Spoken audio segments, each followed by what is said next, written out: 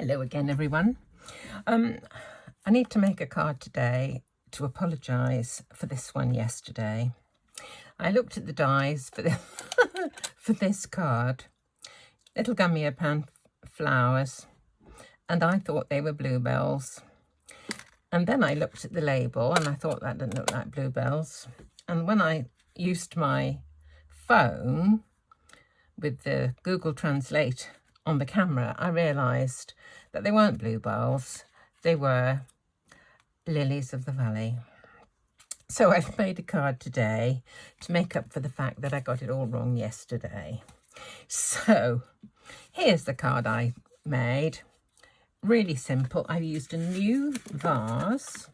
To me, I mean, they've been around for a while, but I hadn't used any of this set of vases before. So I used this roundy one with the lilies of the valley. So I'll just very quickly go through to show you what I did. I did put a little bit of crackle glaze on the vase just to give it a bit more interest. So I'll just quickly go through. Okay, here's the piece of card that I cut my lilies of the valley from. So in order to colour them, what I did was take a piece of tape. This is sticky tape, but it's not like this shiny stuff that, you know, everything sticks to and you can't get off. I can peel it off, this particular kind of tape. And I'm just popping these flowers back into their slots, and the tape will keep them still whilst I colour them.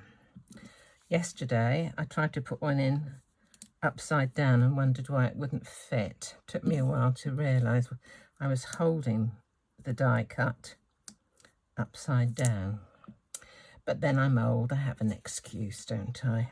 Anyway, here we go.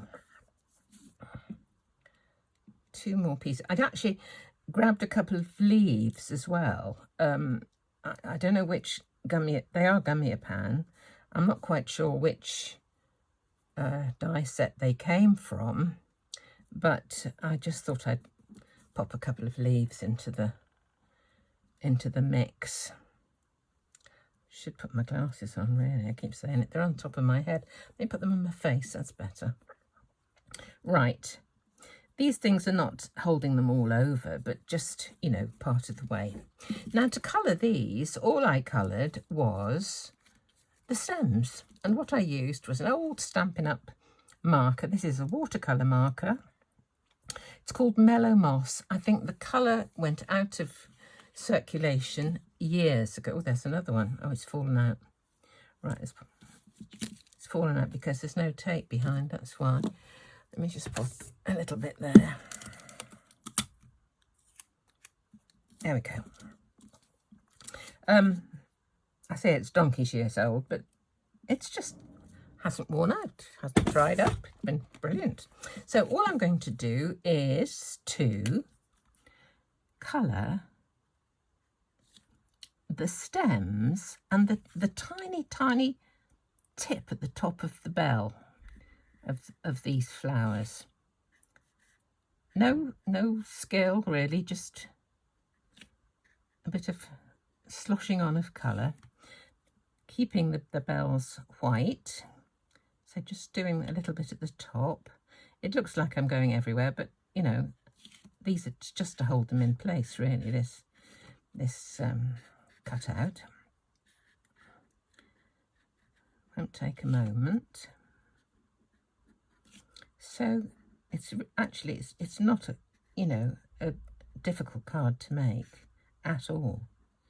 Just a little bit of thought. There's another leaf. So, oh no, I only did two. Okay, so there's my leaves ready.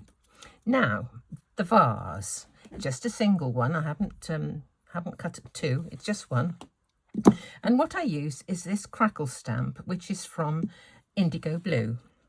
And all I did was add some Versamark. In fact, I just put this onto the stamp like that. Okay. Now, with some clear embossing powder, just dropped it in. There we go. Now I'm going to heat set this.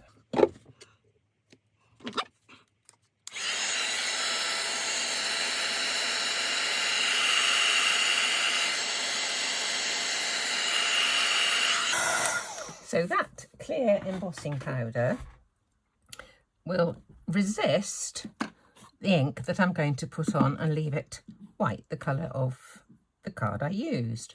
So here I've got some iced spruce Distress Oxide ink, and I'm just going to go over it with my brush.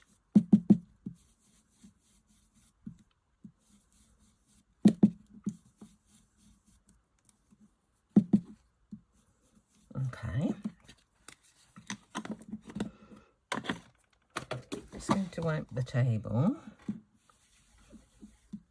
Actually, I'm going to do a little bit more before I put that away. Let me just use this and just drag the sides a bit to get a bit more colour just down the edge, so that it's a bit more authentic as far as shading is concerned.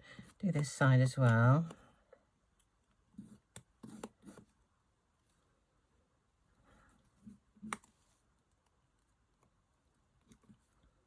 Right, now I'm just going to get a bit of paper towel and wipe over it, because I'm going to wipe off the ink that is lying on top of the embossing. It brings it up a bit whiter. There we go. There is our vase. Okay. Now, next thing to do is to pop the flowers into the vase. So I'm going to put some adhesive from my tape runner on the back. Now, yesterday I did actually miss a trick with the flowers, and what the trick was to give them a bit of shape. So before I put them into there, I'm just going to put them onto this foam mat, turn them over, and then using an embossing tool, one of these, I'm just going to press on each of the bells. Rather than leaving them absolutely flat, they've just got a little bit of shape. So it only takes a moment, but it makes such a huge difference.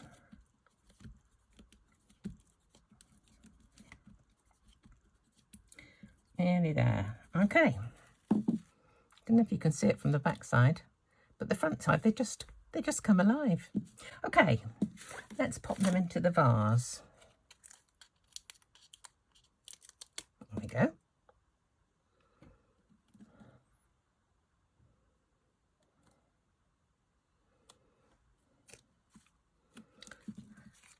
If I take them from the top, because they're pointing down, there's less risk of them ripping.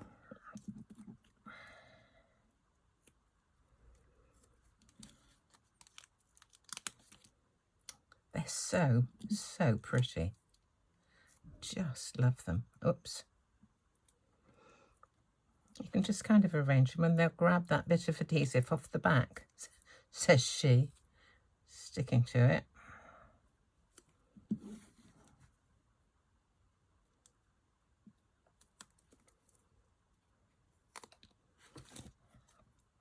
I haven't got a lot there, actually. Another couple.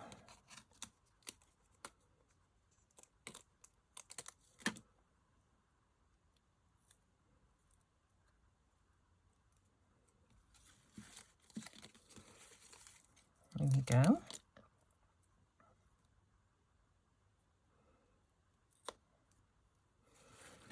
I'll put a leaf in, I think. Oops.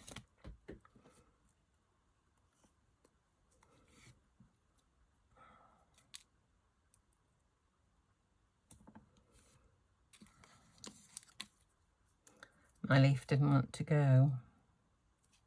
That's better. Oh, come on, leaf. Let's put a bit more sticky on the back. I think that's our problem, really. Let's just put some on here. Okay.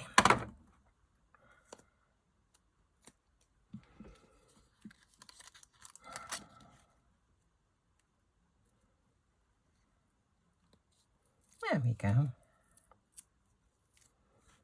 Let's put these leaves on again. They were just playing silly kids. That's the other one.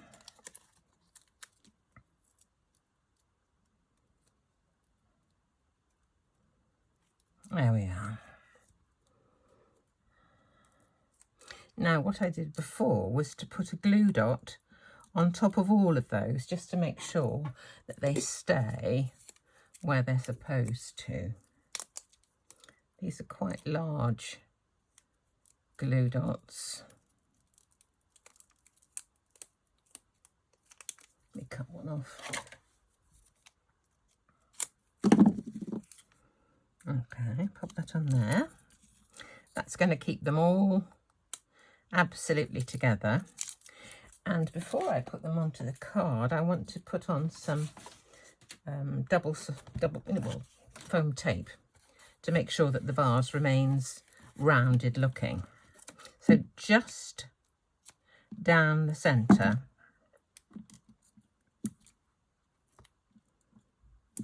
And then the outsides can stick to the card. I'll just put a bit more on there. And then I'm going to leave this for a moment. Okay, next thing, there's my vase. It's pretty, so pretty. The next thing is the backdrop. I should have done this earlier, really, because I don't know if you can see, but I've put the very subtle numbers in the background with my homemade embossing paste. So I'll do that. I should have done it to start. Didn't even think about that. Here's the stencil. And it just needs a little splosh of embossing paste. And it does actually dry fairly quickly, but I don't think I'll be able to assemble this card completely because I've rather foolishly forgot the embossing paste. A bit much.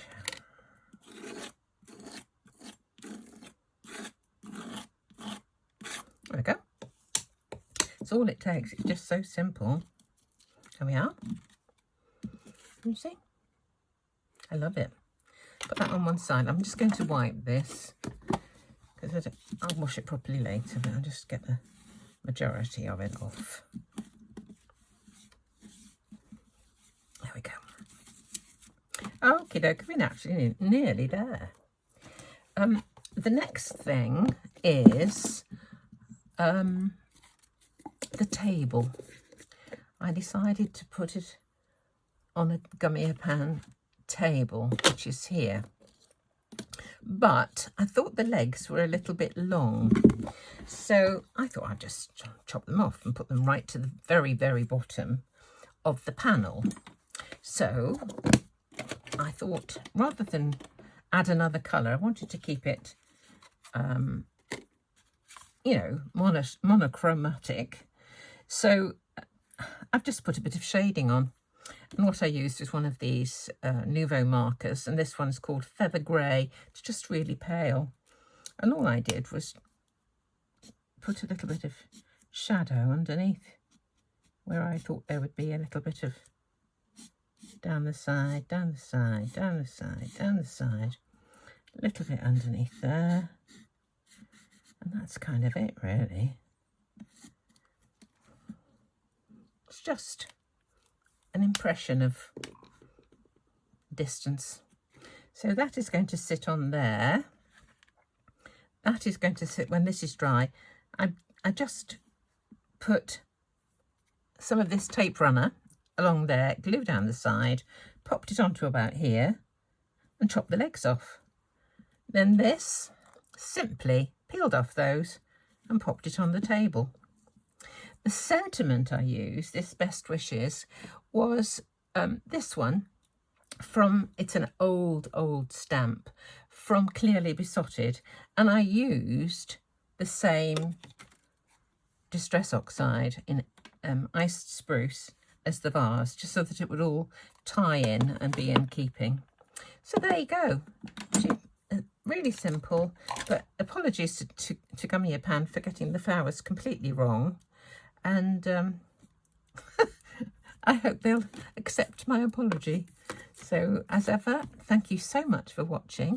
Thank you for subscribing. The other day, for some obscure reason, YouTube decided to reduce my subscribers by about 30 or 40 in one fell swoop. Happily, they did give them back to me, but it gave me a nasty turn for a moment. So if you haven't subscribed, it would be great if you could.